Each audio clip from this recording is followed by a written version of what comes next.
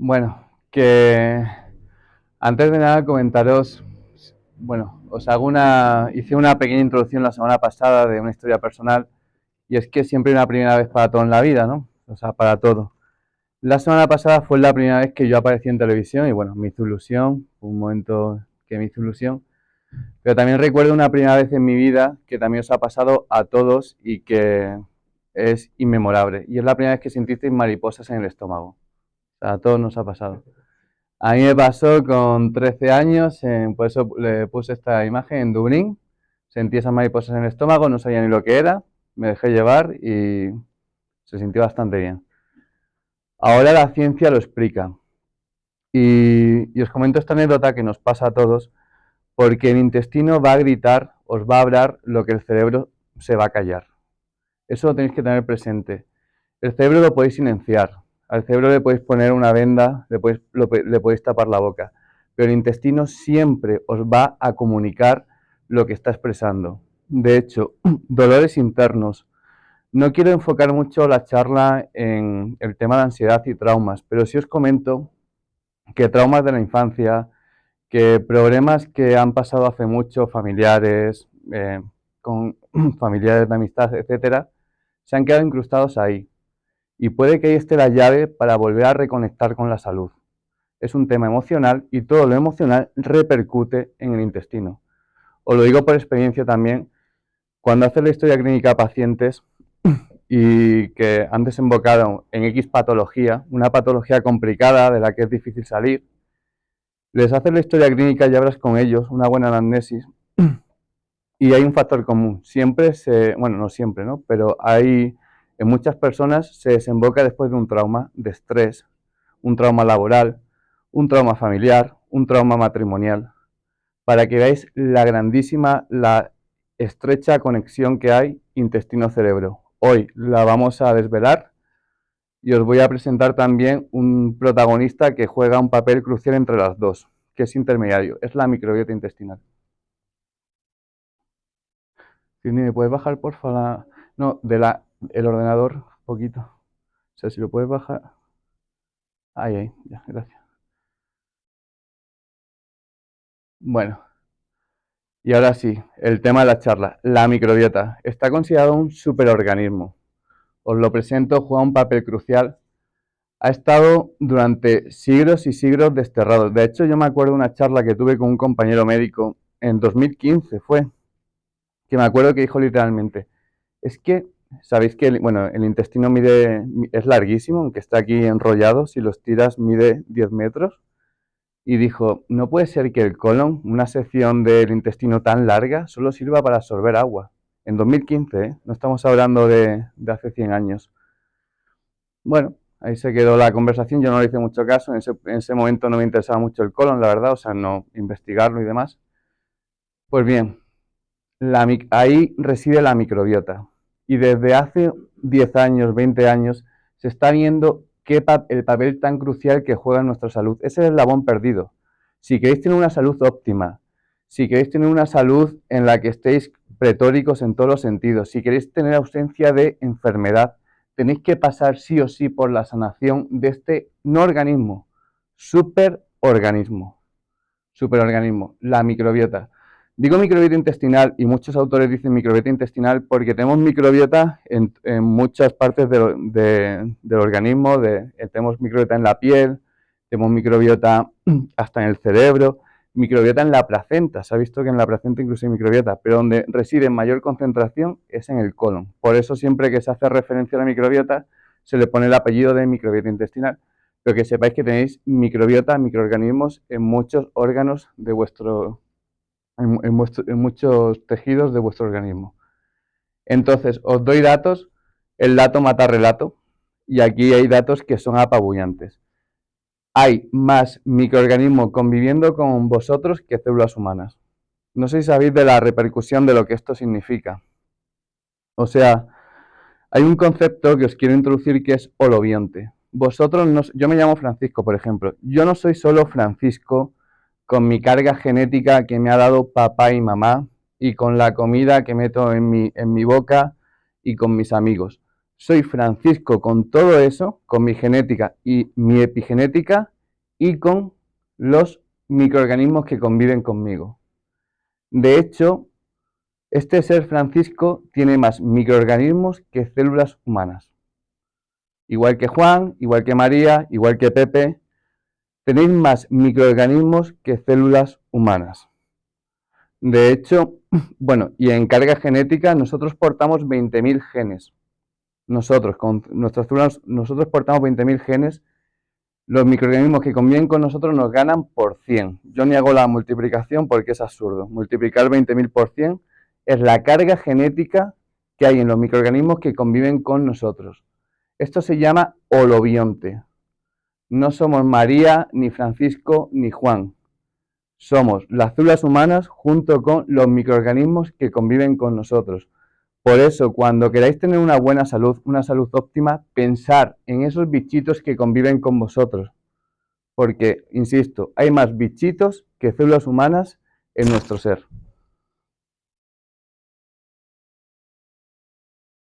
Y ahora sí, ¿dónde está el cerebro? ¿Aquí? ¿Dónde está el primer cerebro? ¿Aquí? No. Muchos autores lo señalan. El primer cerebro está en el intestino y se puede sostener con datos médicos. Hay 300 millones de neuronas a nivel intestinal. Hay un sistema nervioso que se llama sistema nervioso entérico, que forma parte del sistema nervioso de la capa embrionaria donde se forma el sistema nervioso, y tenemos aquí 300 millones. O sea, esta parte del organismo piensa, siente, se emociona, igual que esta, para que lo tengáis muy presente. ¿Y cómo se comunican las dos? Porque estas dos se comunican de forma muy estrecha con el nervio vago. Ya lo mencioné en charlas anteriores, os lo comenté, la importancia de estimular, de trabajar el nervio vago. Lo hacemos en consulta, no quiero profundizar mucho aquí porque le voy a dedicar una conferencia, no lo tenía pensado en su momento, pero veo que me lleva hacia ese motivo, hacia ese tema. El nervio vago es un nervio, no se dice vago porque porque no haga nada, porque sea un perezoso. Se dice nervio vago porque vaguea por todo el intestino, por el corazón, el intestino, por todos los tejidos, por todas las vísceras.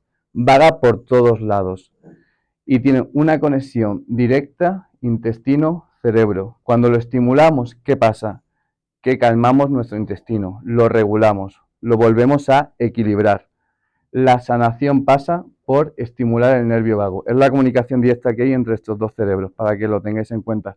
En clínica lo miramos lo miramos con un parámetro que se llama variabilidad de la frecuencia cardíaca. Es un tema un poco complejo de explicar, pero al final el corazón, no sé si sabéis lo que es un metrónomo, os situáis. Pues tendría sentido pensar que el corazón es sano cuando late como un metrónomo, o sea, tic, tac, tic, tac. No, es sano cuando no late como un metrónomo, o sea, late pic, pam, pam, ping, ping, ping, pam. O sea, no es metrónomo. ¿Y qué hace que un corazón no lata como un metrónomo? Es decir, que en términos médicos tenga variabilidad de la frecuencia cardíaca, el nervio vago. Se puede medir. De hecho, el otro día fui a un fisioterapeuta que es buenísimo y él lo mide para tratar dolencias musculares porque sabe la gran importancia que tiene este nervio en todo el organismo. El nervio vago lo podemos medir, es la vía directa que conecta cerebro e intestino. Le dedicaremos una charla para que sepáis cómo se estimula, para presentarlo bien y para que lo tengáis en cuenta en la salud. Bueno, aquí dejé una frase, de hecho, bueno, todo el mundo ha dicho siento una corazonada o es entrañable o lo siento en mis entrañas, pues bueno, viene de esos sentimientos que tenemos aquí, que hay que escucharlos, porque insisto, cuando el intestino abra y no entendemos por qué, es porque el cerebro calla o está ocultando o a nivel subconsciente está pasando un nudo que no somos capaces de dar con la solución. Puede ser porque no lo hayamos llevado a la conciencia o porque lo queramos esquivar, pero el intestino nos dice, hey, lo siento, aquí está. Y esto pasa en clínica. Sé que suena un poco paradigmático, pero es totalmente científico esto que os estoy comentando. Da solución a la ansiedad, a la depresión. Es un tema apasionante porque problemas emocionales psiquiátricos pasan por sanar el intestino y el metabolismo. Entonces, ya presentado la microbiota, la grandísima importancia de este superorganismo, os comento que hay una ventana de tiempo que es crucial. Son los primeros 1000 días. No sé si lo habéis escuchado, los primeros 1000 días. Los primeros 1000 días no van desde el día 1 de nacimiento, van desde el día 1 desde el día 1 que soy embrión, que soy una célula dentro del vientre de mi madre. Ese es el día 1 de vida. Los primeros 1000 días, de hecho, sería cuando tengo 2 años, cuando cumplo los 2 años. Os digo porque los primeros 1000 días podéis decir, vale, yo nací un 1 de octubre, 1000 días son... No, 1000 días desde que soy una célula en el vientre materno. Este periodo de tiempo, os lo digo para las que seáis madres, para las que queráis ser madres, para las que tengáis hijas que quieran ser madres, este periodo de tiempo es crucial para el resto de la vida. Crucial. Durante estos 1000 días se va a configurar la microbiota que os va a acompañar a lo largo de la vida. Luego se podrá remodelar, se podrá sanar, se podrá tratar, pero la configuración, la formación que ya queda para el resto, se hace en estos primeros 1000 días. ¿Os suena Winston Churchill? Un famoso, ¿os suena? Él fue un héroe de la Segunda Guerra Mundial, tiene una frase que me gusta mucho y viene a colación de este tema. Dice, para entender el presente tenemos que estudiar el pasado. Pues bien, una de las preguntas que hago en un historial clínico que puede chocar es, ¿naciste por parto vaginal o naciste por cesárea? ¿Por qué? Porque quiero saber cómo era tu microbiota, cómo se configuró tu microbiota. Entonces me voy al inicio. ¿Recibiste la lactancia materna durante los 6 meses o no? ¿Por qué? Porque la lactancia materna mejora la microbiota intestinal. Tiene fibra, tiene fructoligosacáridos que mejora la microbiota intestinal. Hay que preguntarlo. ¿Conviviste con mascotas durante tu infancia, durante tus primeros meses de vida? ¿Sí o no? Os hago una pregunta. ¿Es bueno convivir con mascotas recién nacido? Mira, vamos a ver. ¿Quién dice no? ¿Quién dice sí? Es bueno convivir con mascotas. Y es bueno convivir con mascotas porque como ellos tienen también bichitos, ellos no son no sé cómo lo llamáis a los Toby, bueno, como le quieras llamar al perro. Toby no es Toby con los bichitos que acompañan a Toby. Imagínate los bichitos que acompañan a Toby. Pues imaginaos, ¿no? Esos bichitos cuando están en contacto con el bebé, lo que hacen es modular, enseñar a la microbiota. La microbiota durante los primeros 1000 días, los primeros 1000 días, aprende, se refuerza, sabe que es bueno, sabe que es malo, le presenta, mira, te presento un bichito, vale, no lo voy a atacar, este bichito es de los buenos, ya se me queda configurado para el resto del tiempo. Vivir con mascotas es bueno. Otra pregunta crucial que os tenéis que hacer y que os hago es, ¿durante los primeros años de vida recibí antibiótico? Os hago una pregunta, ¿el antibiótico es bueno o es malo para la microbiota? Malo. Sin lanzar un mensaje que puede ser peligroso y que no quiero que os quedéis con él, el antibiótico mata a los patógenos malos, sí. El antibiótico es necesario, sí. El antibiótico salva vidas, sí. Pero el antibiótico también elimina los bichos buenos. También elimina los bichos buenos. ¿O sabéis un truco que hacen en la industria alimentaria para que engorden los animales? Los pollos, las vacas, etcétera. ¿Sabéis qué les dan? Antibióticos. Les dan antibióticos. ¿Y por qué les dan antibióticos? Ellos no sé si han estudiado microbiota o no, pero sí saben algo muy claro. El animal si toma antibióticos desde temprana edad, desde que nace, se hace más gordito. Eso nos pasa también a nosotros. Nosotros al consumir antibióticos estamos no solo matando a los bichitos buenos, sino también los bichitos malos. Y cuando nuestra microbiota se altera, tenemos predisposición a obesidad, asma, alergias, enfermedades autoinmunes, que ahora vais a entender por qué, etcétera, etcétera. Entonces, también otra pregunta que hay que hacer durante la infancia. ¿Tuviste infecciones por las cuales tomaste antibiótico? ¿Sí o no? Haceros también estas preguntas que hago a los pacientes, para que así podáis entender vuestro pasado, para investigar vuestro pasado y entender el presente. También personas que pasan con colitis constante, ¿verdad? Pasan con colitis, que se hagan preguntas. Si no tienen nada, si el laboratorio sale bien, si la glucosa sale bien, si no hay ninguna patología, que se hagan preguntas. ¿Por qué me inflamo yo tanto el colon? ¿Qué me está pasando? ¿Qué me está diciendo mi organismo que no? ¿Qué mensaje me está dando? Escuchar al organismo, que es muy sabio. Entonces, ya ahora os introduzco los conceptos, eubiosis y disbiosis. Es decir, microbiota intestinal sana, en términos médicos, se denomina eubiosis intestinal. Microbiota intestinal enferma se denomina disbiosis intestinal. ¿Y qué es una microbiota intestinal sana? Han hecho un montón de estudios. Hay una página web que es donde se publican todos los artículos médicos, PubMed, no sé si la conocéis.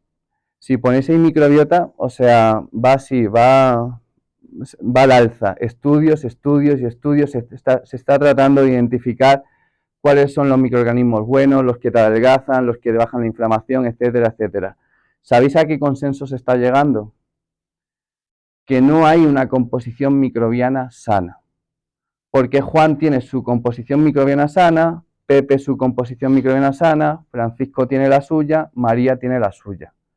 Esto es un caos, porque dices, vale, entonces, ¿cómo determinamos si una microbiota intestinal es sana? Solo se ha visto un factor que determina que una microbiota intestinal es sana: la diversidad. Que haya muchos bichitos, mucho tipo de bichitos. Una microbiota intestinal diversa es una microbiota intestinal sana, que sea diversa. ¿Sabéis cómo se puede conseguir una microbiota intestinal diversa y por tanto sana? ¿Una estrategia? ¿Un valiente? Mira, que hoy vengo... Mariane. Dieta variada, exactamente. Y dentro de la dieta variada, ¿qué sustancia?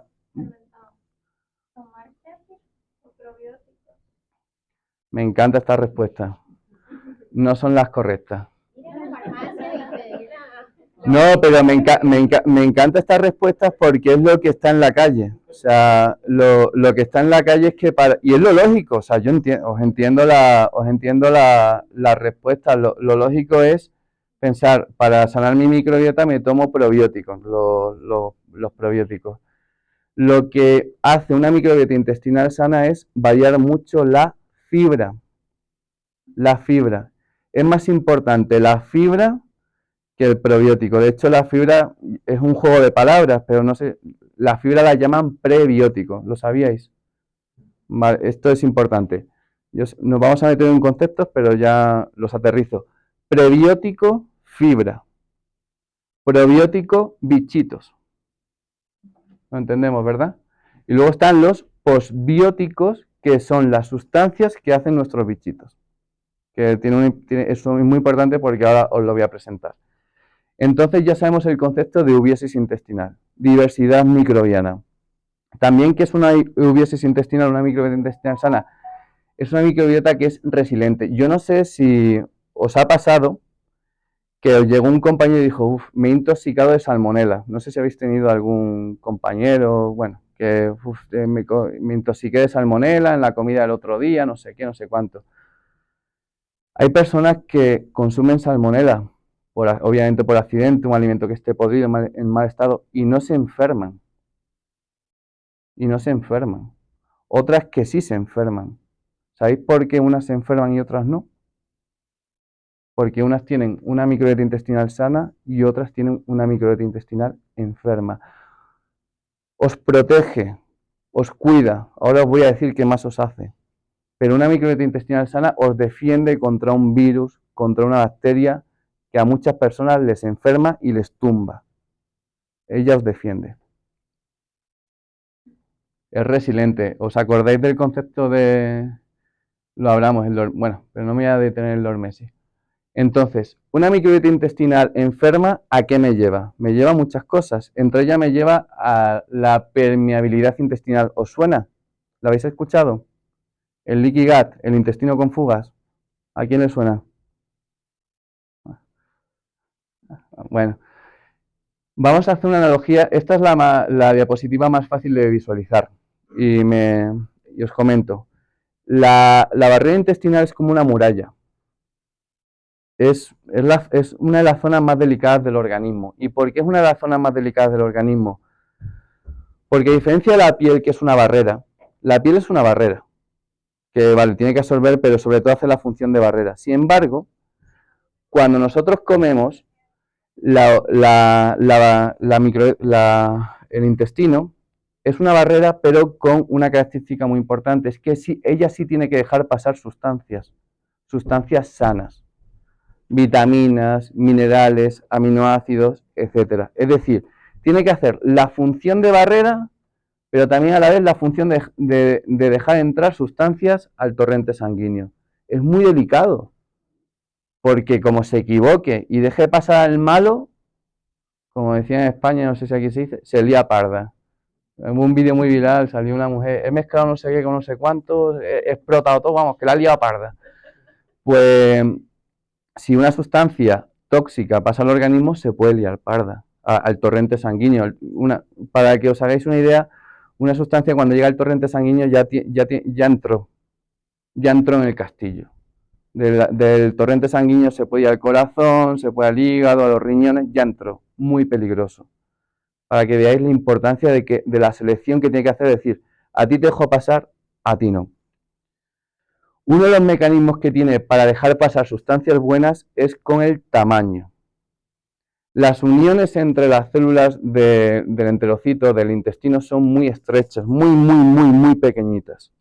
Con eso se garantiza que por ahí pasan sustancias muy pequeñitas. ¿Cuáles son estas? Vitaminas, minerales, aminoácidos, etcétera. ¿Qué no pasa por ahí? Sustancias grandes. ¿Por qué os comento esto? Hace años, hace poco, el doctor Alessio Fasano, descubrió un sensor como ¿habéis visto esto? Yo cuando entro en Altamira, la puerta se abre sola. Hay un sensor ahí, yo ni lo veo, pero sé que hay un sensor que me deja pasar. Las compuertas tienen un sensor que se llama zonulina. Esas compuertas que lo mantienen las compuertas muy estrechas, son sensores que no se abren, solo se abren cuando la zonulina se activa. ¿Sabéis qué activa la zonulina? El gluten. De ese descubrimiento que hizo Alessio Fasano, lo hizo creo que en 2008, o sea, es reciente, de ahí sale toda la literatura médica de evitar el consumo de gluten, de ese descubrimiento médico. El gluten activa la zonulina y por tanto las compuertas se abren y las compuertas al abrirse ya hace que pasen sustancias de gran tamaño. Y ahora os comento la gran repercusión que tiene en el organismo cuando pasan sustancias de gran tamaño que no deberían pasar al torrente sanguíneo. Por eso se recomienda quitar el gluten. Porque el gluten, ¡pum!, te abre las compuertas porque activa la zonulina. De ahí viene la literatura de, no sé si habéis escuchado, Cerebro de Pan, que fue un libro que se hizo muy famoso. Se apoya en esto, se apoya en el descubrimiento de este doctor. Entonces, entran unas sustancias de un tamaño grande al torrente sanguíneo, unas sustancias que nunca deberían haber pasado. Llega nuestro sistema inmune, nuestro sistema de defensa y dice, hey, ha entrado una sustancia que es mala, que es grande y es mala. ¿Por qué es mala? Porque no debía estar aquí. Por tanto, como no la reconozco como mi amiga, es mala y la voy a atacar. Y la voy a atacar con un misil teledirigido. Es decir, cada vez que yo vea una sustancia como esta, así grandecita, redonda, por inventar una forma, la voy a atacar con mi misil teledirigido. ¿Vale? Estupendo. Eso es el sistema inmune, eso son las vacunas, atacar, pum, de forma teledirigidas a un bicho, a un patógeno concreto. ¿Qué pasa? Que en nuestro organismo las sustancias son grandes también. Las células que componen nuestro páncreas, nuestro hígado, nuestro corazón, son sustancias grandes. Entonces se disparan esos misiles teledirigidos y no solo van a esas sustancias que pasaron, sino van también a nuestros propios tejidos. Nos autoatacamos. Esto se llama enfermedad autoinmune. Esto se llama alergia. Esto se llama una respuesta exagerada del sistema inmune ante un agresor. Y todo esto viene por un intestino permeable. Y el intestino permeable viene por una disbiosis intestinal, que ahora os voy a comentar cómo uno se produce una disbiosis intestinal.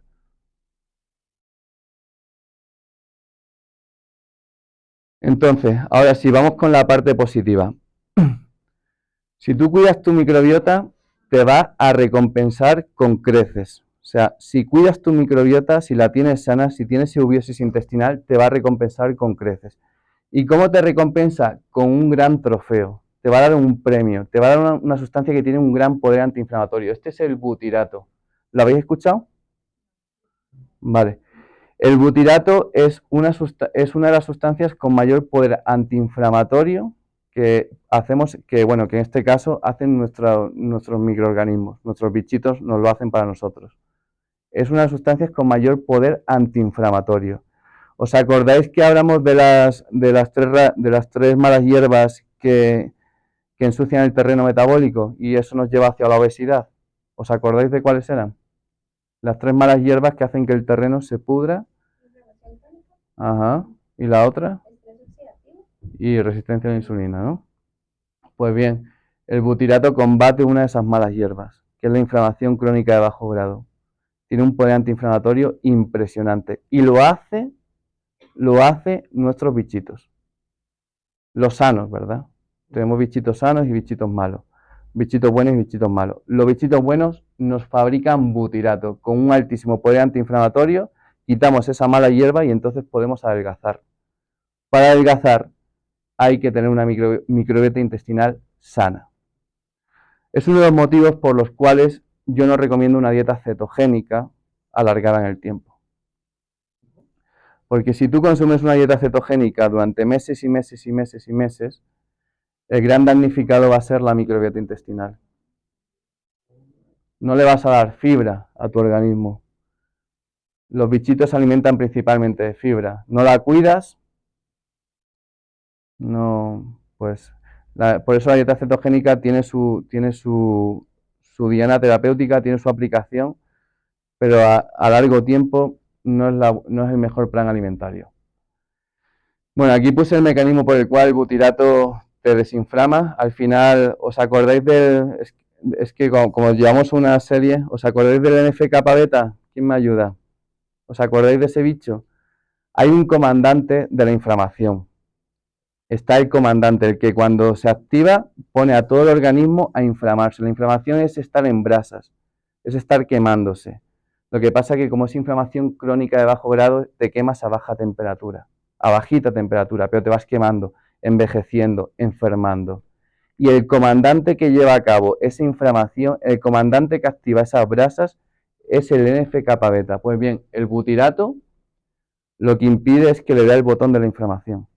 Ese comandante dice, venga, a inflamar, si llega el butirato y dice, no, no puedes darle al botón, te lo impido, el butirato, y lo hace la microbiota intestinal, para que veáis el regalazo que os da si la cuidáis. No solo eso, sino que también una microbiota intestinal sana os va a saciar. ¿Conocéis el medicamento que más está de moda hoy en día? ¿Cómo se llama? Mira, que hoy que hoy habla mucho hoy. Ozempic. Silvia, ¿cómo funciona el Ozempic?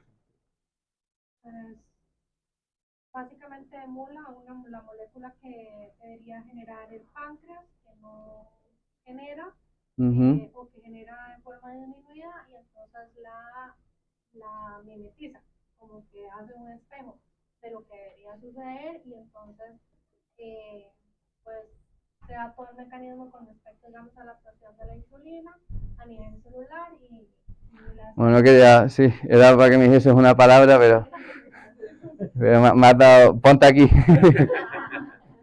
No, muy bien, Silvia, sí. Sí, al final lo que hace Ozempic es saciar, genera saciedad. al final. Pues bien, una microbiota intestinal sana os sacia. Os sacia porque la microbiota intestinal, el regalo que os da es ácidos grasos de cadena corta. Ya os he presentado el butirato, está el propionato y el acetato. Esos ácidos grasos de cadena corta, que es un regalo que os da, es decir, mira, me estás cuidando, me estás alimentando, me estás protegiendo, me estás dando hogar, toma, te recompenso. Esto en términos de biología se llama simbiosis. ¿Qué es una simbiosis? Es yo te ayudo a ti, tú me ayudas a mí. Como dicen los ingleses, un win to win. Fijaos mi inglés qué bueno es. Entonces, ¿cuál es el win de la microbiota? Que os da ácidos grasos de cadena corta. El butirato os acabo de comentar el gran poder que tiene antiinflamatorio. Pues bien, otros ácidos grasos de cadena corta lo que hace es os sacia. Porque pasa alrededor de otros sensores, que son células enterohormonales, a nivel del intestino. Es un poco complejo la bioquímica, pero bueno, pasa por sensores que están en el intestino y dice, mira, ácidos grasos de cadena corta, vamos a sintetizar hormonas, como ha dicho Silvia, hormonas que van a llegar al cerebro y os va a saciar. Una microbiota intestinal sana os sacia, no os hace comer de más. La ciencia lo avala y este es el mecanismo bioquímico a través del cual sucede. Os sacia, os desinflama, regalazos que os da. Bueno, este es el sensor, se llama, es que si me pongo yo a nombrar sensores creo que aquí nos volvemos todos locos. El FIFAR2 y el FIFAR3 en las células enteroendocrinas, perdón, del intestino. Bueno, y el último, para no marear más, otro regalo que hace la microbiota, ya os hace 50.000, pero es que si terminamos a las 5 de la mañana, si os cuento las bondades de la microbiota intestinal. Dedicamos siempre un espacio a las mujeres que están en transición en menopausia, en perimenopausia, en esa etapa vital. Que sepáis que hay unos bichitos que se encargan de reciclar los estrógenos. Y diréis, ¿y esto qué significa? ¿En qué repercute en mi salud esto? En una mujer en perimenopausia es el gran aliado. Os comento rápido, una mujer cuando va hacia la menopausia, cuando ya está rondando la menopausia, eso se llama perimenopausia, uno de los cambios que padece, bueno, no padece, es fisiológico, uno de los cambios que sucede en su organismo es que hay un cambio hormonal brusco ¿de qué hormona? De estrógenos, que es la hormona femenina por excelencia. Hay un cambio brusco de estrógenos, fluctúa mucho. Eso es lo que le lleva a sofocos, calores, composición corporal que cambia. ¿Os acordáis por qué cambiaba la composición corporal en la menopausia? ¿Por los estrógenos? Me falta Carolina aquí, ¿eh? Sí.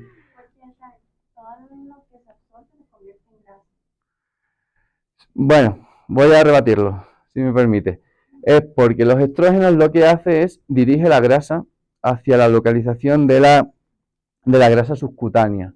La grasa subcutánea en la mujer se acumula sobre todo en el fémur y en glúteo. De hecho se llama grasa glúteo-femoral.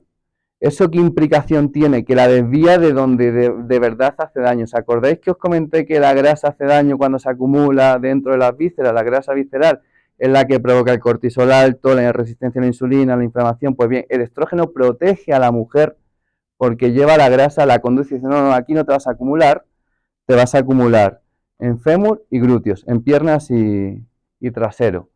La protege. Durante la perimenopausia los estrógenos van bajando. Llega la microbiota intestinal y tiene herramientas para reciclar el estrógeno y volverlo a nivelar. No sé si sabéis, si sois conscientes de lo que significa esto para la mujer en esa etapa de transición. Es su grandísima aliada porque le va a reequilibrar los estrógenos durante una época en la que fluctúa mucho y le lleva a sofocos, le quita calidad de vida, etcétera, etcétera. Esto lo hace gracias a, lo metí aquí, creo que va más allá, escapa al objetivo de la charla. Lo que hace es, a nivel hepático, le pones ácido glucorínico, La analogía que busqué es que al estrógeno, para eliminar las sustancias, el organismo lo que hace es las vuelve hidrosolubles, es decir, que se puedan disolver en agua y pum, y así se eliminan. En este caso lo que se hace es al estrógeno se le pone el ácido glucolínico, yo lo he visualizado como unas esposas de estas de hierro y tirarlo al mar. Entonces llega el estroboloma y tiene esa llave para decir, no, no, toma, te vuelvo a quitar esas esposas, ese candado, te lo vuelvo a quitar, y entonces el estrógeno se vuelve otra vez activo y se vuelve a reabsorber, se vuelve liposoluble. O sea, en vez de irse por el intestino y eliminarse por las heces, ¡pum!, se vuelve a absorber y va otra vez al hígado y hace su función estrogénica. Es decir, la microbiota intestinal sana recicla el estrógeno y lo vuelve a regular. Esto es la gran aliada de la mujer durante la etapa perimenopáusica. Y bueno, ahora sí. Entonces, ¿cuál es el protocolo que se usa en consulta? A mí es el que más me gusta y es llevar a cabo, no pusimos foto aquí, ¿no? Y es llevar a cabo cuatro fases. Como habéis dicho antes, os hice la pregunta de ¿qué es lo mejor para mejorar la microbiota? Consumir probióticos. Esa es la última fase. Es la última. Es la última del protocolo para restaurar la microbiota. Lo primero que hay que hacer es retirar las malas hierbas. O sea, para que hagamos la analogía, por ejemplo, con cultivar una planta, un probiótico sería poner una flor ahí, en la tierra. O sea, compro una flor y la pongo en la tierra. No, lo primero es limpiar la tierra, retirar lo que daña la tierra. ¿Y qué daña la tierra? Los ultraprocesados no tienen nada de fibra. Os doy un dato. Los estadounidenses consumen, ¿sabéis cuánta es la cantidad de fibra que hay que consumir al día? ¿Alguien me tira el dato? 30 gramos. ¿Sabéis cuántos gramos de fibra consume el estadounidense promedio? Bueno, Donald Trump reparte algo. 4 gramos. ¿Creéis que consumiendo 4 gramos de fibra al día, que es el alimento que hace crecer a esa microbiota, creéis que consumiendo 4 gramos de fibra van a tener una microbiota intestinal sana? No les dan el sustento. No se los dan. Hay que consumir mínimo 30 gramos de fibra al día. Mínimo 30. Esto es uno de los daños que hace la comida ultraprocesada. ¿Qué le falta a la comida ultraprocesada? Fibra. ¿Qué le sobra? Aparte de kilocalorías. Exacto. O sea, el ultraprocesado, eso es el demonio comestible. Tiene todo lo malo y no tiene nada bueno. Le quitan la fibra, le ponen kilocalorías ahí, le ponen sustancias inflamatorias, potenciadores de sabor. Por cierto, los potenciadores de sabor, ¿sabéis qué dañan? ¿Qué dañan? Aparte de que hackean el sistema de recompensa y ya el organismo ya lo vuelve loco, el cerebro lo vuelve un adicto al azúcar, ¿sabéis a quién daña esos potenciadores de sabor? La sucralosa, el aspartamo, etcétera, etcétera. A la microbiota. Cuando os alimentéis, hicimos la analogía con el piano. Cuando os alimentéis, pensar, ¿esto que me estoy comiendo alimenta mi microbiota? Recordar, no sois solo Juan, María, Pepe, Francisco, sois vuestro ser y los microorganismos que conviven con vosotros. Y esos microorganismos, si no los cuidáis, enfermáis. Si los cuidáis, tenéis una salud óptima. Pensar en ellos cuando os alimentéis. Pensar en ellos. Entonces, por ultraprocesados, el estrés daña una barbaridad. ¿Sabéis por qué daña el estrés una barbaridad? Cuando una persona está estresada, adivinar qué protagonista que ya os he presentado está totalmente silenciado. Está ausente, no lleva la batuta, cuando debería ser el que le digas, toma, coge mi batuta de la salud y ponte a tocar la sinfonía de la salud. ¿Sabéis quién es ese? El nervio vago. Una persona estresada silencia su nervio vago. ¿Os acordáis quién se comunica con el cerebro? ¿Quién vuelve la armonía? ¿Quién dice, mira, Vamos a hacerlas, tú que estás arriba, yo que estoy abajo, hagamos las paces. ¿Quién intermedia? El nervio vago. Hay que activarlo, hay que cuidarlo. Y el azúcar, esto lo he dicho infinidad de veces, el azúcar alimenta a los bichitos malos.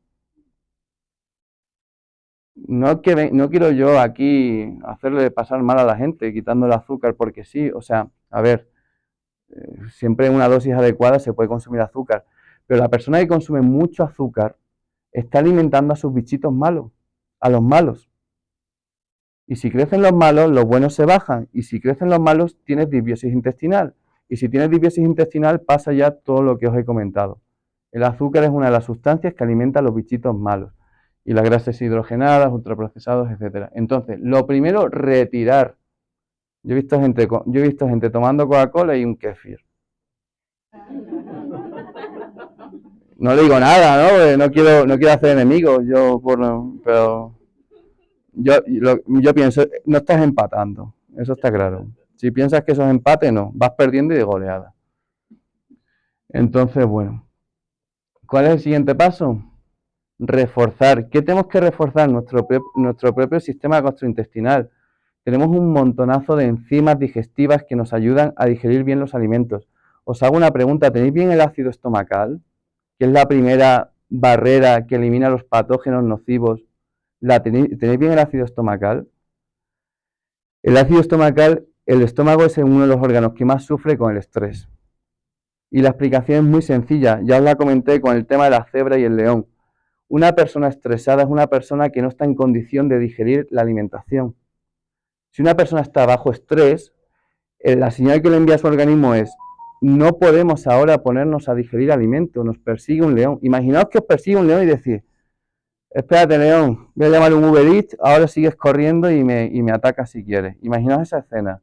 No, o sea, estás huyendo o luchando de una situación estresante y tu ácido estomacal se va. Bueno, iba a decir, sí, se baja. Lo que pasa es que en términos de pH, bajar el ácido es bueno. O sea, el pH, sabéis que el ácido del estómago o sea, el pH del estómago es bajo. ¿Lo sabéis? pH bajo es ácido, pH alto es alcalino. Muchas personas tienen problemas de estómago porque su ácido no es, su ácido estomacal no tiene un pH adecuado. Está alcalino. O sea, no está ácido como debería estar, no funciona de barrera. Y como no funciona de barrera, pum, se va para arriba. Esto lo expliqué en una pregunta a un compañero que vino, que hizo que os comento que muchas personas que tienen reflujo no por exceso de ácido que rebosa, sino porque tienen tan poquito ácido que las compuertas del estómago, bueno, algo así, pero está por aquí, que las compuertas del estómago se cierran cuando hay mucho ácido.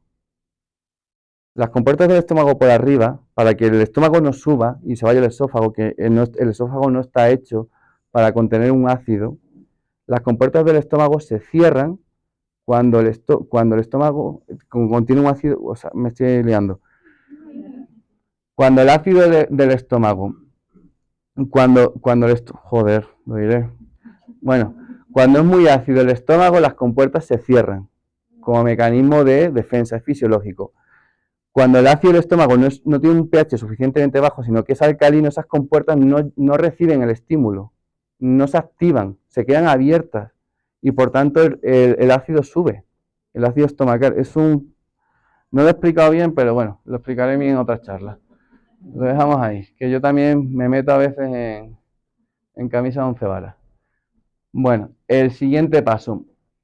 Regar, este es el más importante, los prebióticos. Antes del prebiótico pensemos en la fibra, démosle abono, alimentemos a nuestros bichitos. Os doy un tip que os podéis llevar a casa: hacer el arco iris con los vegetales y con los cereales. O sea, comeros toda la gama de colores, porque no solo es fibra, también son polifenoles. No sé si conocéis los polifenoles, lo que son. Son sustancias antiinflamatorias que ayudan mucho a crecer a la microbiota intestinal sana, los polifenoles. Entonces, hacéis la dieta del arco iris, coméis muchas verduras, muchos tubérculos de distintos colores y de esta forma os aseguráis que estéis regando y reabonando de forma adecuada esa tierra sobre la que tienen que crecer los bichitos buenos. Y ya si los betaglucanos de los hongos, etcétera. Y el almidón resistente. Menos mal que lo he puesto aquí, por si me va a olvidar. ¿Conocéis el almidón resistente? Esto está muy de moda. ¿O vivo yo en mi moda propia?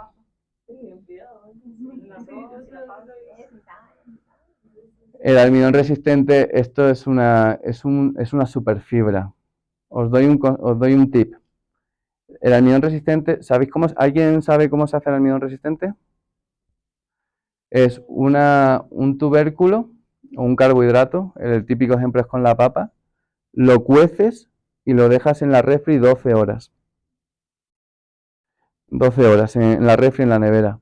Esas 12 horas que se deja enfriando, él hace un tipo de almidón especial, un tipo de fibra especial, se llama almidón resistente. ¿Y por qué se llama almidón resistente? Porque no lo podemos digerir. Y si nosotros no podemos digerir ese almidón, ¿sabéis quién sí lo puede digerir? La microbiota. Sanísimo. Por eso, un tip que os doy para que lo hagáis en casa. Cocéis unas papas, las ponéis en la refri 12 horas, o la noche, ¿no? La ponéis por la noche y al día siguiente la calentáis un poco. Lo suficiente para estar caliente y que se coma agradable. Esa es una super papa. Es patata con almidón resistente. Lo podéis hacer también con avena. La avena también cuando se refrigera hace almidón resistente. Entonces hacéis una combinación. Os doy un tip, un truquito. Ponéis yogur, ponéis avena. Y bueno, podéis poner frutas al gusto, ¿verdad? Ya depende de la persona. Hay unas frutas que le vienen mejor, otras que no. Arándanos y demás. Lo ponéis en la refri y lo desayunáis al día siguiente. Es un súper desayuno con el yogur que tiene probióticos y con la avena que es fuente de fibra que os sacia y además la avena se le ha hecho almidón resistente. Un súper desayuno para que lo tengáis en cuenta, el almidón resistente. Y bueno, y ya el último, ahora sí, espera, todavía no. Ahora sí, ya, una vez que ya hemos limpiado el terreno, que ya las enzimas digestivas funcionan, tenemos ese ácido estomacal en el pH adecuado, las sales biliares para emulsionar las grasas, las enzimas pancreáticas, etcétera. Le hemos dado ese buen abono con ese tipo de fibra. Ahora sí, ya le metemos los probióticos. Ahora sí, es la última fase para restaurar la microbiota intestinal. Probióticos. ¿Quién me dice productos probióticos? Productos con probióticos. El yogur, el clásico. El kéfir. El kéfir que es como el yogur con superpoderes porque tiene más probióticos, tiene más cepas bacterianas que el yogur. Kombucha. La kombucha. El chucrut. Luego está el kimchi que yo no lo he probado. Creo que y me dejo por ahí, alguno por ahí me dejo. No hay muchos. Vamos, no hay muchos en nuestra alimentación, pero sí, incorporarlos al plan. Y bueno, y ahora sí, ya, ya me quedo sin voz, así que ya. Bueno, pues muchísimas gracias.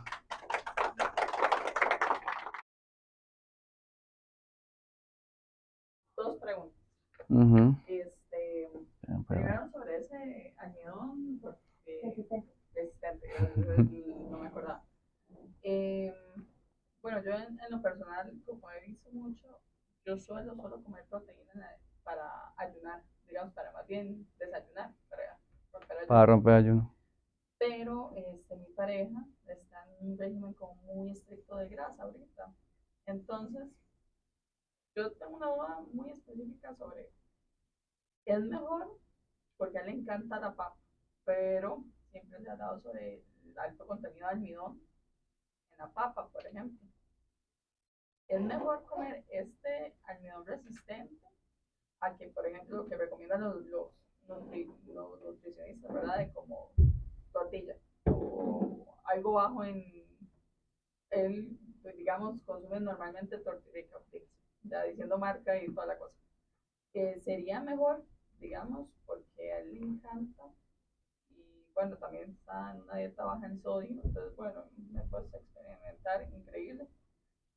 Y quería saber si es mejor, digamos, como que coma eso, a que este tipo de productos que recomiendan, porque a lo que veo es que aporta mucho más fibra que el tema de cualquier otro carbohidrato. Y la otra pregunta es más dirigida a mí. Vieras que yo intenté muchísimo porque mi hijo y yo tenemos un metabolismo muy lento. Bueno, aquí, pobrecito mi hijo, aquí lo voy a exhibir, pues la voy a exponer todo. Mi hijo no va al baño seguido, puede durar a veces 5 o 7 días, es impresionante. Pero a mí me parece un sacrificio horrible darle aceite, que es lo que manda la caja, un aceite mineral asqueroso. Derivado del petróleo, además. Uy, asqueroso, asqueroso, de verdad. Él con el kefir, bueno, son maravillas. A mí en lo personal el kefir me da un dolor de cabeza increíble. En realidad, de hecho, la kombucha me encanta, pero igual si yo lo tomo por una semana me da dolor de cabeza. Siempre, cualquier cosa muy fermentada. Entonces quería saber, y lamentablemente no soy muy dada a las frutas tampoco. A las verduras me encantan, eso sí, pero quería saber si hay algún otro tipo de alimento que se pueda consumir que no sea como este fermento, porque hay algunos fermentos que a mí me causa, bueno, yo alguna vez me puse a buscar, ¿verdad? Me llama la atención y ahorita no me acuerdo el nombre del probiótico que traía el kefir específicamente, que es el que le doy a mi hijo, de que puede ocasionar este dolor de cabeza. Entonces era para ver si hay algún otro alimento o producto que se pueda consumir. Ok. Bueno, pues con la primera pregunta, la de tu pareja, o sea, me estás diciendo que si es mejor consumir papa o un carbohidrato simple, una tortirrica Una o... papa, pero digamos, así como le explicaba, de resistente a enfriarla y que ya se Ujú. empieza a recalentar. En realidad es que ahora a él le encanta un desayuno que es papa en salsa de tomate con huevo hervidito, así como pochado. Exactamente. Que, o sea, a ver, cada caso hay que estudiarlo. O sea, no conozco a tu pareja, habría que ver el historial clínico y todo, pero así a bote pronto sí te digo que la papa hervida y luego con almidón resistente refrigerada es mucho más beneficiosa que carbohidratos simples, pero mucho más. Y uno de los motivos es el que acabamos de exponer, la microbiota intestinal. También, no sé cómo anda de peso, pero la papa tiene algo que es buenísimo, y es que sacia. Es el alimento más saciante que hay, que ya lo hablamos, ¿te acuerdas? Que salió también. Entonces, ya solo con esos dos componentes, que es una excelente fuente de fibra, si encima almidón resistente, que lo puedes hacer, es fácil de hacer además. Coces la papa, la refrigeras y al día siguiente la calientas un poquito, ya tienes el almidón resistente y te sacia. Entonces ya solo con esos dos puntos gana por goleada a un carbohidrato simple, como me Como una imagino que tortilla. será de maíz. Y el problema encima es que yo no sé, en el mercado, aparte de que esos carbohidratos simples se tienen que dar a personas que sean activas, o sea, no son malos. O sea, no, poner la etiqueta de malo a un carbohidrato simple tampoco. Una persona que sea activa, que se mueva mucho, que haga ejercicio, pues lo va a quemar. Pero una persona que sea sedentaria, como somos la mayoría, que pasamos en oficina, que tenemos o sea, que bueno, tenemos un trabajo sedentario, tomar el carbohidrato siempre de forma rutinaria no es lo más aconsejable, porque es energía rápida que si no la quemas se acumula en forma de grasa. Entonces, la respuesta ahí, hay un claro ganador, la papa. Si bien es cierto que el contexto no lo conozco entero, ¿no? Pero así a lo que me estás contando y por encima te digo que de goleada, que consuma papa, o sea, tiene unos beneficios increíbles, sacian y la fibra que tiene, ya te digo, el almidón resistente es un superalimento, no un alimento, superalimento, almidón resistente. Entonces, que lo consuma va a tener una microbiota intestinal mucho más sana, se va a beneficiar de ese punto, de ese superorganismo, entonces va a poner a jugar a un principal player para la salud óptima y encima le va a saciar. O sea, es que son dos funcionalidades que son Ahora increíbles. tengo otra pregunta. Bueno, ¿Cualquier carbohidrato simple se vuelve en ese tipo de carbohidrato resistente? tiene que ser rico en almidón. Más bien los que son ricos en almidones, que uno lo Ujú. que suele evitar, extrañamente, Pero sí, ¿por qué evita uno el almidón? O sea, cuando está cocinado, digamos, yo, por ejemplo, él no consume arroz, porque usualmente el arroz, cuando recién hecho, le cae súper pesado porque es muy rico en almidón.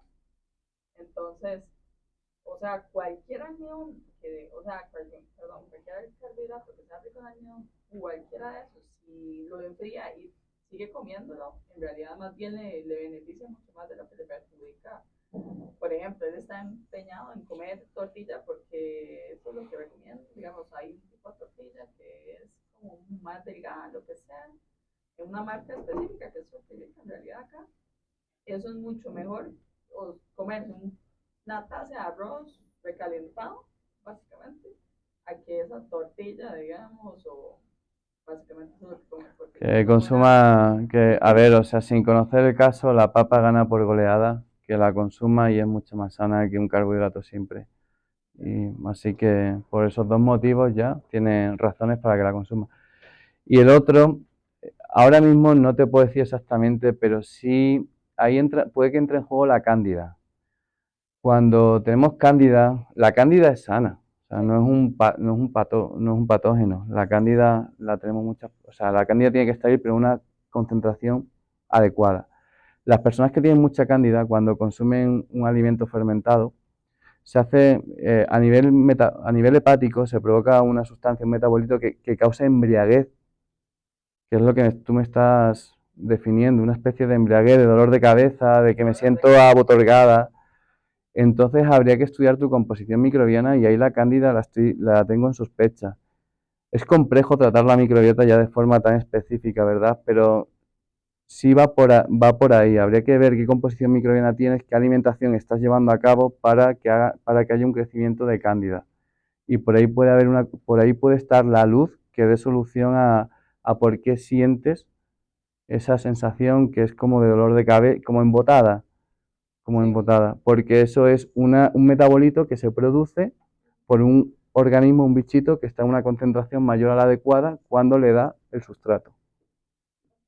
O sea, sí tienen una razón, la solución no es quitar, bueno, evidentemente hay que hilar fino, ¿verdad? Porque es mucho, con el tema de la microbiota es mucho fallo, o sea, probar, error, ver por dónde van los tiros, ¿verdad? Y también darle un tiempo. Te comento, ahora vamos. Te comento porque, por ejemplo, muchas personas empiezan a tomar kéfir y les sienta fatal. Porque, y la explicación que siempre doy es, tienes alborotado ya la microbiota. Imagínate que eso es un jaleo, que ahí mandan los malos, ahí no hay orden, nada. Tú estás mandando un policía a una zona donde está desordenada, donde mandan los malos. Imagínate qué va a pasar. O sea, tú imagínate que mandas a un policía solito a una zona donde hay mucho barullo, donde hay mucho traficante, mucha mala cosa.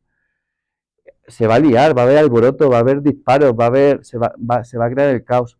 Por eso mucha gente cuando empieza a consumir kéfir y se pasa de dosis, porque también va mucho con la dosis, más bien dice, esto me sienta a mí fatal, o sea, el kéfir, el superalimento que te sana, digo, yo no lo puedo tolerar.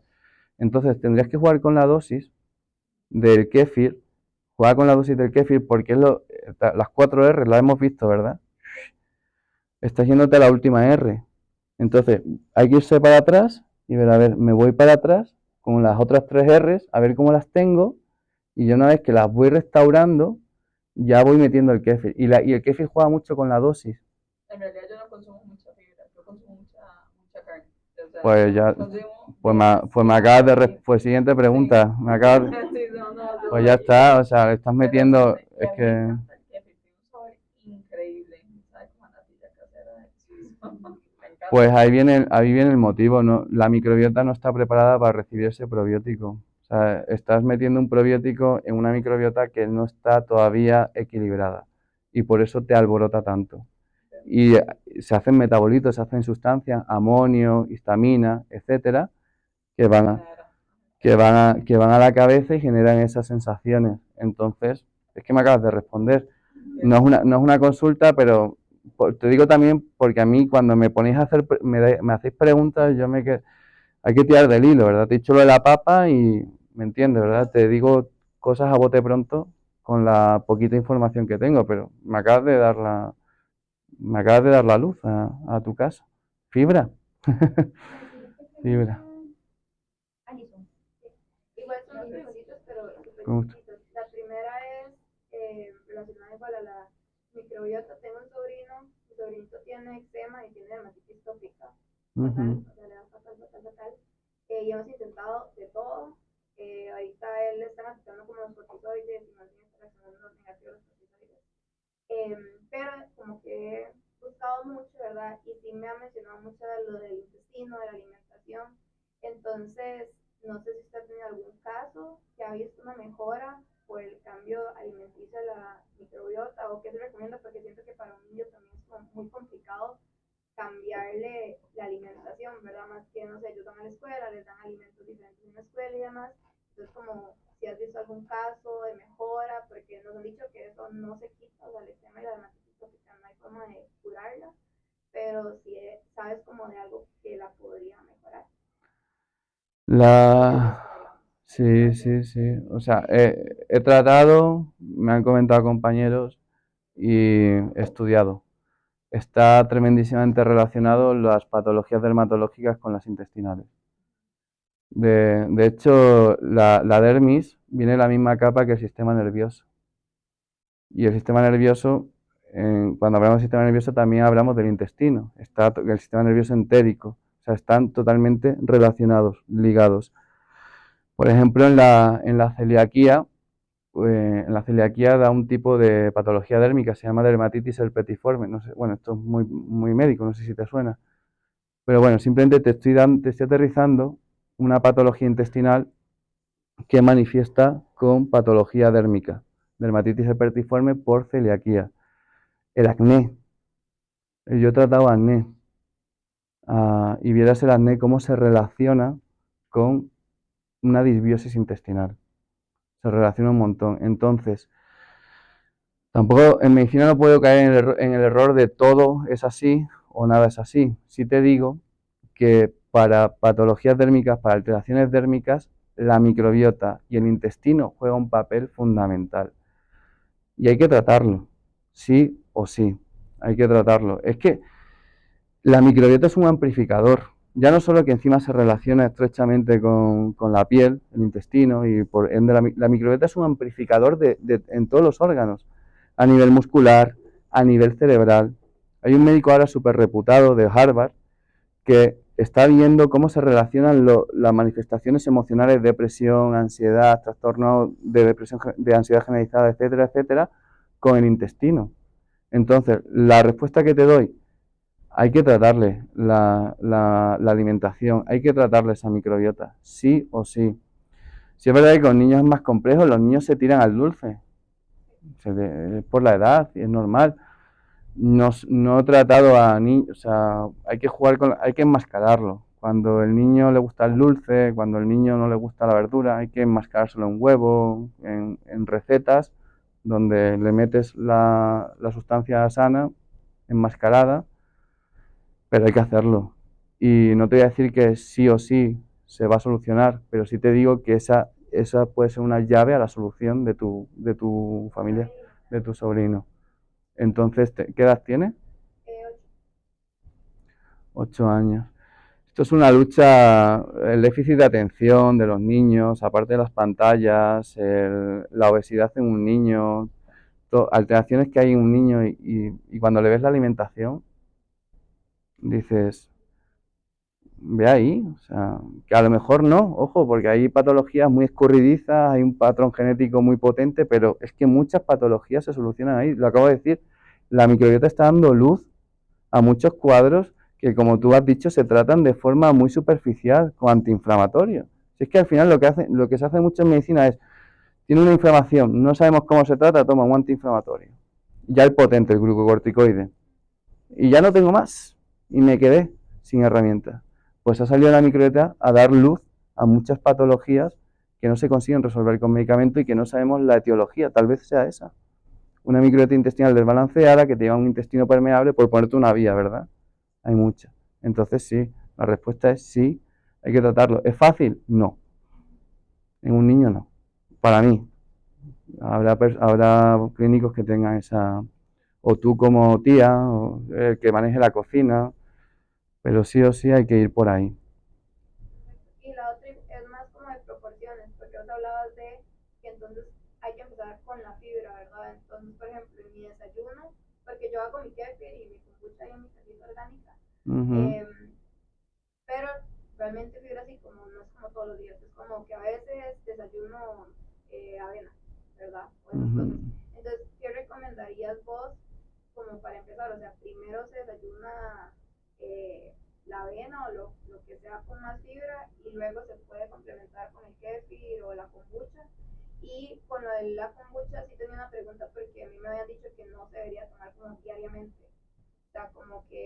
no es bueno tampoco darle tanto al organismo, entonces no sé si eso es verdadero o falso. Y me sorprendió esto, lo del embarazo, porque había leído que más bien no se debería de tomar en el embarazo porque al fermentarse se puede generar un poquito de alcohol.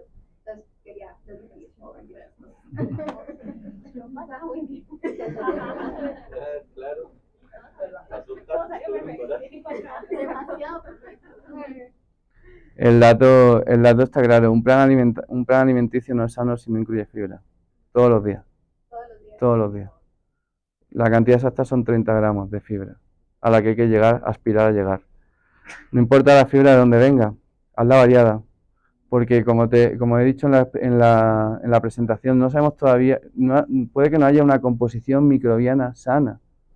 O sea, no es Entonces, me sirve la kombucha y kefir si no estoy primero. No, hombre, ahora entramos, vamos a cerrar la fibra. Entonces, el punto es ese, como no sabemos exactamente la composición microbiana, no, dale almidón resistente X gramos, dale otro tipo de fibra, fructoligosacárido, etcétera, no.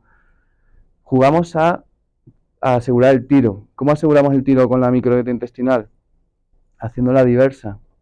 ¿Te acuerdas, no? Que te he dicho, el factor común es la diversidad microbiana. ¿Cómo hago una microbiota intestinal diversa? Dándole mucho tipo de fibra.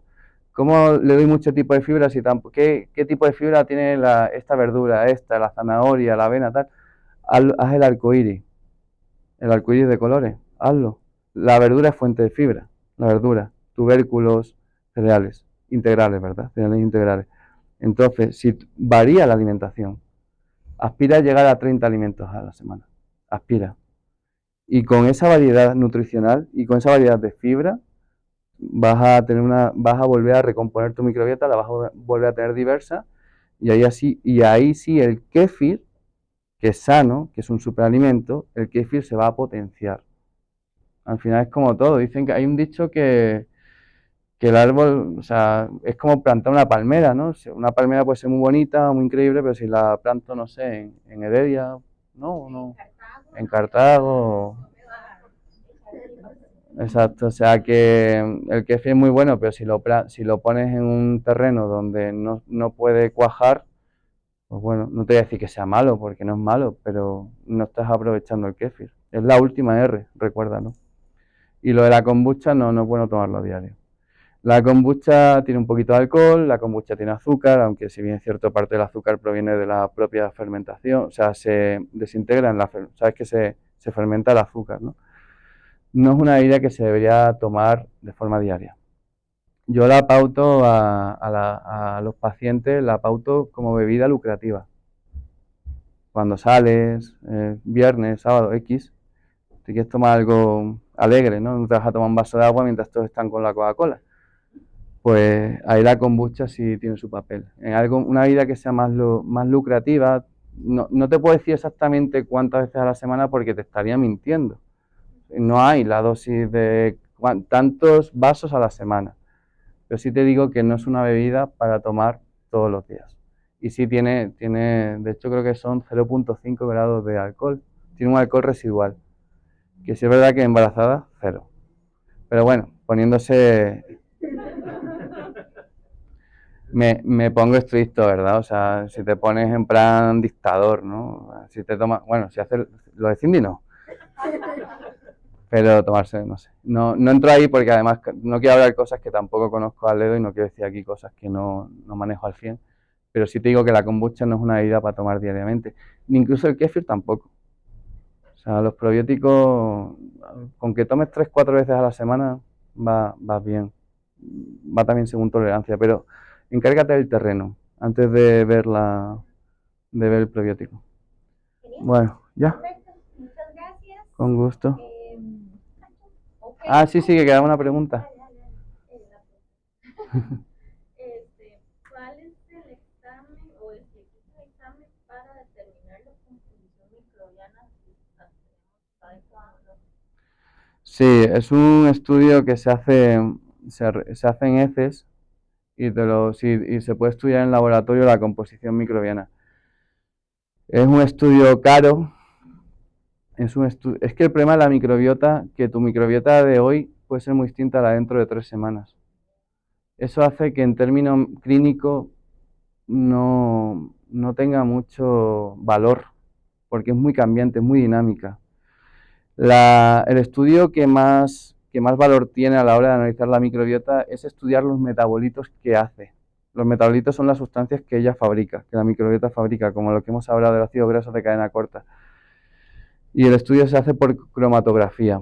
No sé si se hace aquí en Costa Rica, de todas formas es un estudio que depende, obviamente, si la persona tiene el presupuesto y se lo quiere hacer, pues adelante.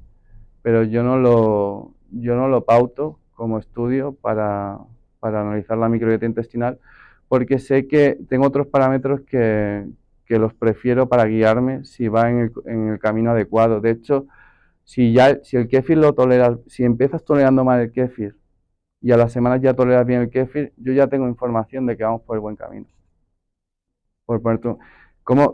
Fíjate otro que es un poquito guarrindongo. Con las heces fecales, hay una escala de Bristol, no sé si, ¿la has escuchado? No la has escuchado, la escala de Bristol. Veo que no, te comento. Es una escala muy sencilla que te dice la consistencia de las heces, que va desde líquido hasta duro como piedra. Entonces, esa consistencia de heces, que simplemente es que tú pongas del 1 al 5 la consistencia que tienes del popó, eso a mí me da mucha información de cómo está tu microbiota intestinal. Porque hay una consistencia idónea de heces. Y si la tienes idónea de heces es que la microbiota está haciendo su buen trabajo metabolizando la alimentación. Entonces, bueno, respuesta corta. ¿Hay estudios? Sí. ¿Son caros? Sí. El más interesante, cromatografía para estudiar los metabolitos que hace la microbiota. ¿Yo los recomendaría? No. Pero bueno, si la persona se los quiere hacer, que se los haga. Hay estudios indirectos que me dicen si vamos por el buen camino con la microbiota. Es que encima el problema es que es muy dinámica la microbiota. No es como, por ejemplo, la hemoglobina glicosilada que te cambia cada 3 meses. Esa sí sé el tiempo en el que va a estar estable, pero no la microbiota es tan dinámica que... Luego también está otro que es más accesible, pero también es que también depende de la recogida de heces, que es el pH de heces fecales. Porque si analizas el pH de heces fecales, sé cómo tienes el pH intestinal. Y si sé cómo tienes el pH intestinal, sé cómo te está funcionando tus microorganismos. Porque los microorganismos, cuando fermentan, acidifican. O sea, uno de los subproductos de la fermentación es la acidificación. Entonces, si yo sé tu pH fecal, el pH del popó, sé cómo tienes el pH del intestino. Y si sé cómo tienes el pH del intestino, sé cómo te está trabajando tu microbiota. Si te está acidificando en el nivel adecuado y si te está funcionando bien. Eso yo antes me iba con él, digo sí, pero analizando más, estudiando más, me estoy volviendo loco de tanto estudiar. Pues estudiando más y más, que no, porque es que si haces la recogida de heces fecales por la mañana y la analizas por la noche, te acidifican la muestra, entonces ya el estudio te lo falsifica. Y yo, por favor, que estudie más para más claridad, no para más confusión. Entonces esa es la respuesta. Ok. Ok, súper bien. Bueno. Gracias. Gracias. Con gusto.